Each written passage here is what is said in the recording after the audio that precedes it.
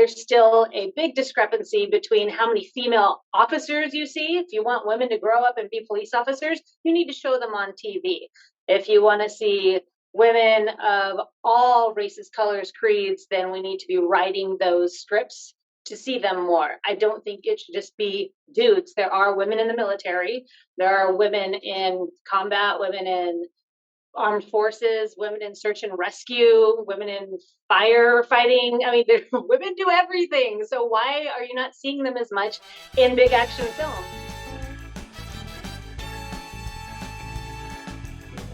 Now it's time to get to know more about you with some of Spillage's Just Curious questions. So if you could compare yourself with any animal, which would it be and why? 100% female lion. Not just because I'm a Leo, but because I feel like in the animal kingdom, the female lion is that rough, badass, I'm going to take care of stuff, and is also that, cub caregiver as well, so I don't think there's anything that the female lioness can't do or won't do to survive, to make it happen, to persevere, and she will die trying. Yes, 100%. And also to protect her family, right? Like, there was one story that went around of, she killed the male lion in the area because he was going to go after the babies. And I'm like, determined queen. And then, what's the most important thing you've learned in life? Family first.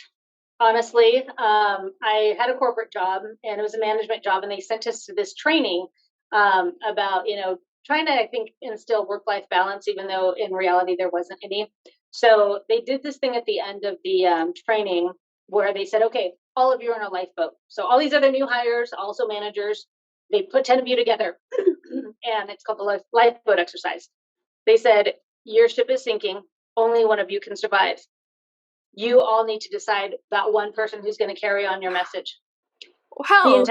The entire group unanimously chose me, and I carry that to this day because I'm super honored by that, because these were all strangers. We, did 2-3 days of training, and they all chose me for their death message to their families. And I tell you, not one person said, "Oh, call the boss, I'm not coming in."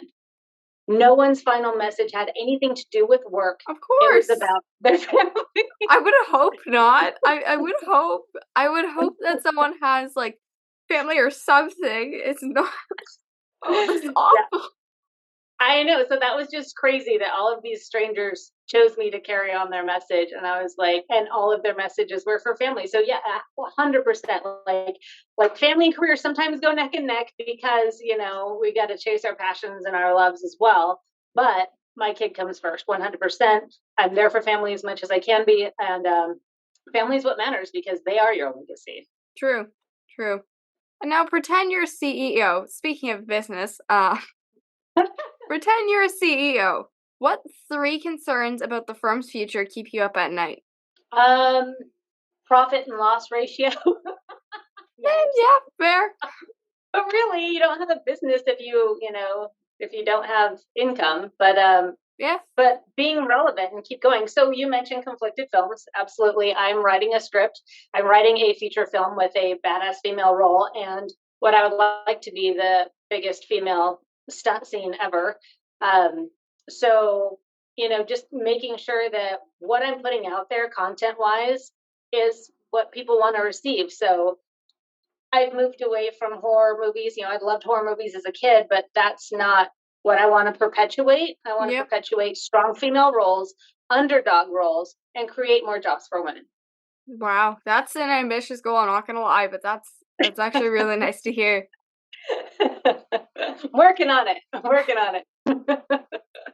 And then people think that becoming a stunt performer is difficult and often ends in failure. Why do you think people believe that? Because they don't know what they're talking about.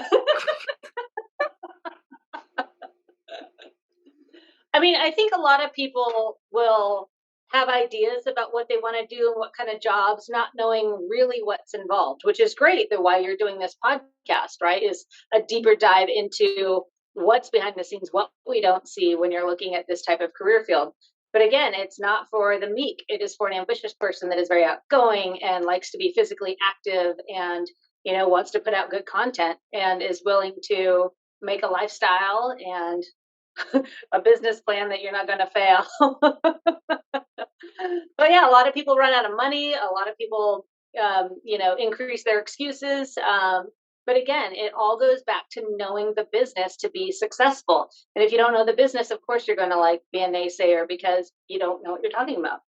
Rare.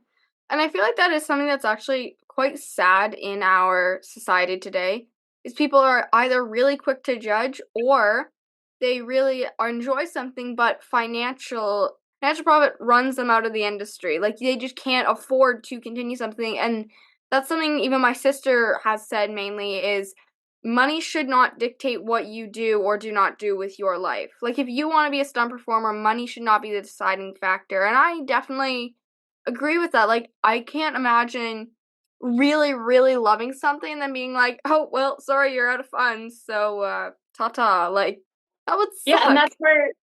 that's why gig work is great because I wouldn't want to make a living on gig work, but it does support me between, the different shows and the jobs or, COVID. There's that. So knowing what your resources are and what other opportunities are out there. I mean, that's why being a server is great for the acting community because there's a million serving jobs out there. So if you need to make rent, but then all of a sudden that key audition comes up, but you have to work, you got to drop the job for the audition because your career isn't serving, your career is acting, right? So same thing with stunts. I know guys that are living out of their cars to make it happen. I know people moved to Atlanta because they weren't making it in LA, so they're trying different things. And I do know stunt performers that during the pandemic moved back home and switched gears. If you can't see yourself doing this for the rest of your life or growing into a different position from what you learn, then no, there's something else out there for you and you got to figure it out. A natural progression, but not everyone's progression is a lot of people think, okay, you're a stunt performer, you must be on a path to be a coordinator. It's honestly not my path. No one's ever asked me. I've had people give me their advice, assuming that's my career path. But again, that's because that was the natural transition. You become a stunt performer and then you become a coordinator. But again, I want to get into directing personally, but I enjoy knowing all aspects of the film business. I act, I do stunts, I'm a script writer right now, and I will Yeah. be a director. So there's so many options. And what works for me, what keeps me going with it is I've had over 40 jobs in my life. The one thing I've been fired from is babysitting. All things. Yeah. All things. I have mastered many a jobs and just like you kind of hit a wall if you're not passionate about it. With the film industry, no 2 days on set are ever the same. And that fits my personality. There's always something to learn. There's always someone new. There's always something new. And a lot of times it's laughs, a lot of times it's fun, or you learn something serious. But there are so many aspects to filmmaking. It just really keeps me fueled and keeps me interested that I don't want to do anything else in my life. And time for one of my favorite questions of the day, but what is the last thing you Googled? To be fully honest.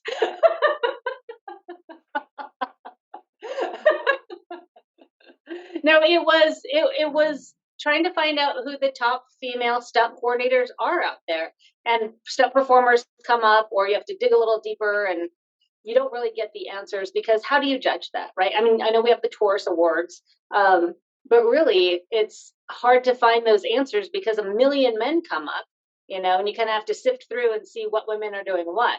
Yep. Because there are a lot of women stunt performers that are coordinating these days, but um, without going to certain databases like Stunt Women's Association or supporting stunts, and you got to find them. There are resources, but that is honestly the last thing I googled was who are the top female stunt coordinators, and I didn't really find what I was looking for. I love how yours is so industry focused. I think mine are either Google Translate because I go to a French school, so we definitely need to translate some stuff. And how much does King's College tuition cost? Because I found out they had a criminology program, which was actually very exciting. Because okay, that school looks like it's a college around here. It's with Western. It looks like a fairy tale castle. Like as a joke, I'm like, oh, I want to go there when I'm older, and then I'm like, oh, you have some of the programs I'm interested in. Oh, well. So it was me doing research for, 7 years in the future, but yay. Nice. And there was no Google when I was your age. That's weird to think about. That's actually really weird to think about.